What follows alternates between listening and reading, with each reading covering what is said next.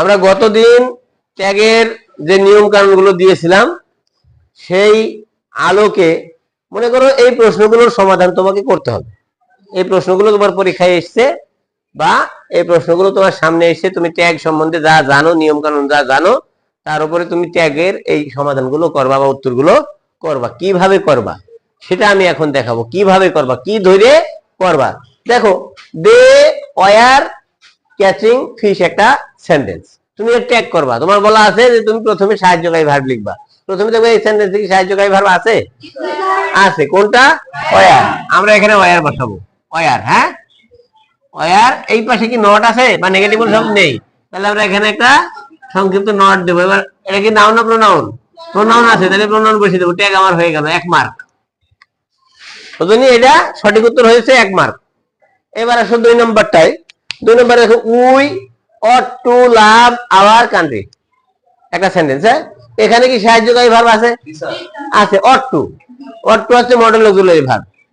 ঠিক আছে, তাহলে অট টু আমরা ট্যাগের বেলায় টুটা নেব, শুধু অট নেব। তাহলে এখানে আমরা লিখবো অট, ও ইউ জি এইচ টি, অট। আর সংক্ষেপে একটা নট আর উই, অটেন্ট উই, উত্তর। বুঝা গেছে? এইবার আসো 3 নম্বরে। এক এক রকম প্রশ্ন থাকবে। ওই দুটো অ্যাসার্টিভ সেন্টেন্স আমরা পেয়েছি। এখন এইটা একটু অন্যরকম, এখানে সাবজেক্টই নাই। Never tell a lie, never tell a লাই, এখানে কোনো সাবজেক্ট নাই। তাহলে এটা নিয়ে আমাকে ভাবতে হবে, সাবজেক্ট তো নাই, তাহলে অন্য কোনো নিয়মে পড়েছে কিনা। তাহলে এটা দেখা যাচ্ছে নেভার টেল এ লাই মানে কি? কখনো মিথ্যা কথা বলো না। এটা একটা কি? উপদেশ। এটা কি একটা উপদেশ না? তাহলে উপদেশ যদি হয়, ইম্পারেটিভ সেন্টেন্স। ইম্পারেটিভ সেন্টেন্সের নিয়ম আমরা জানি যে উইল ইউ হয়। Never tell a lie, will you, উত্তর হয়ে গেল। দেখেন, এটা আবার ওই নিয়মে পড়ি, উইল ইউ। দেখেন, এখানে উইলও নেই, ইউও নেই। সেন্টেন্সের ভিতরে উইলও নেই, ইউও নেই, কিন্তু এখানে আবার ছিল। এখানে ওয়ার ছিল, দেও ছিল, এখানে ওয়াটও ছিল, উইও ছিল, কিন্তু এখানে কিছুই নেই, অথচ এই উত্তরটা হয়েছে। বুঝা গেছে? আচ্ছা, এবার চলে আসবো আমরা। তাহলে আমরা 3 নম্বরে করলাম। এবার চলে আসবো 4 নম্বরে। She hardly goes to school, she hardly goes to school. এখানে শি আছে, সাবজেক্ট পেয়েছি। হার্ডলি তো সাহায্যকারী ভাব না, তাই না? গোজ ও সাহায্যকারী ভাব না। গোজ কি? মূল ভাব। তাহলে আমরা এইটাকে ধরে কাজ করবো।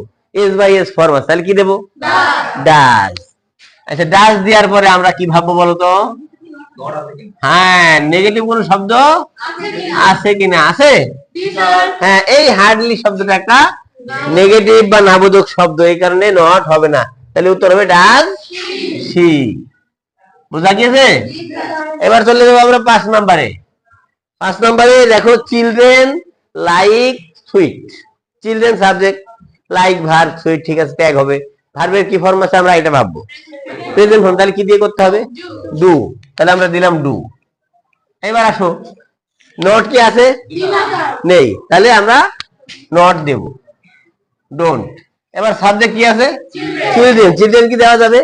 চিলড্রেন কি একটা নাউন, এর প্রোনাউন করতে হবে। চিলড্রেন সিঙ্গুলার না প্লুরাল? এটা ভাবতে হবে, সিঙ্গুলার না প্লুরাল ভাবতে হবে। আমি হি দেবো না দে দেবো? প্রোনাউন তো করবো, হি দেবো না দে দেবো? যদি আমার প্লুরাল হয় দিয়ে দিতে হবে, তাহলে উত্তর হবে ডোন্ট দে। বুঝা গিয়েছে? এবার চলে আসো লেট।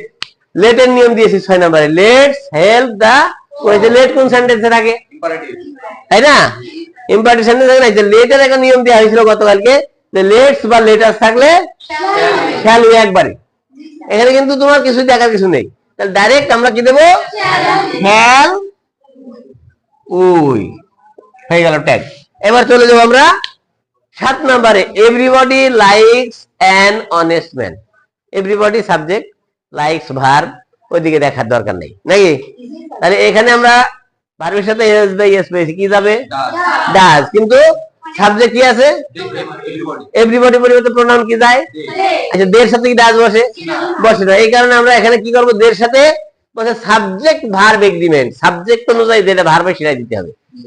সাবজেক্ট অনুযায়ী যে ভার্বটা হবে সেটাই দিতে হবে। তাহলে সাবজেক্ট বলছে ডু আর ভার্ব বলছে ডাজ, কিন্তু সাবজেক্ট এই ডাজ দিতে পারছে না, এই কারণে উত্তর হবে ডোন্ট ডোন্ট দে। এবার চলে আসা, এটা হয়েছে। এবার আমরা 8 নম্বরে দেখি কি দেওয়া আছে। দেয়া আছে ওপেন দা উইন্ডো, জানালাটা খোলো। তাহলে এখানে দেখো আমাদের সাবজেক্ট নেই, তাহলে কোন সেন্টেন্স? সরাসরি ইম্পারেটিভ, এটা আদেশ, এটা দিয়ে আদেশ। তাহলে কি হবে উত্তর? Will you. নিয়মে বলাই আছে যে ইম্পারেটিভ হলে উইল ইউ হয়।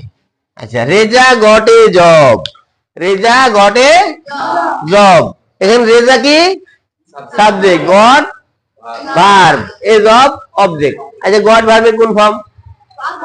গেট গট গট, তাই না? Past form. তাহলে পাস্ট ফর্ম যদি হয় কি দিতে হয়? ডিড। তাহলে ডিড নট কে আছে কোথাও? ডিডেন্ট। আচ্ছা, রেজা মেয়ে না ছেলে? ছেলে, হি। Didn't he. কোন ঝামেলা আছে? কঠিন? কঠিন মনে হচ্ছে? কঠিন না।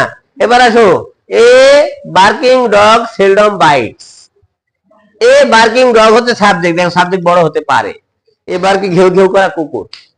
সেলডম ভার্ব না, বাইটস হচ্ছে ভার্ব। বাইটস হচ্ছে ভার্বের কি ফর্মে আছে? এস বাই এস ফর্মে। তাহলে এখানে কি হবে? ডাজ। আচ্ছা, ডাজ দিলাম। এবার দেখো এখানে কোন নট আছে বা নেগেটিভ শব্দ আছে? আছে, এই যে এটা নেগেটিভ শব্দ সেলডম। এখানে একবার হার্ডলি ছিল, তাই না? সেলডমের কারণে নট হবে না। তাহলে এই বার্কিং ডগের পরিবর্তে প্রোনাউন কি যায়? ইতর প্রাণী, শিশু, এগুলোর পরিবর্তে ইট বসে। বস্তু, ইতর প্রাণী আর শিশু। কি মনে রাখবো? মনে থাকবো তো? বস্তু, ইতর প্রাণী আর শিশু, এগুলোর পরিবর্তে প্রোনাউন ইট বসে। বোঝা গিয়েছে? তাহলে তোমরা যখন ট্যাগের কোন প্রশ্ন সামনে পাবা, উত্তর করার সময় এই সব জিনিসগুলো বিবেচনা করে ট্যাগ করবা, তোমার ট্যাগ ভুল হবে না। তোমার জানার ভিতরে যদি থাকে, যেগুলো জানো সেগুলো তোমার ট্যাগগুলো সঠিক হবে, নাম্বারটা তুমি সহজে পেতে পারো। এটা কঠিন না, কিন্তু এই ট্যাগের জন্য অনেক গ্রামার জানতে হয় না, মনে রাখবা। সবচেয়ে কম জেনে ট্যাগ করা যায়। হ্যাঁ হ্যাঁ।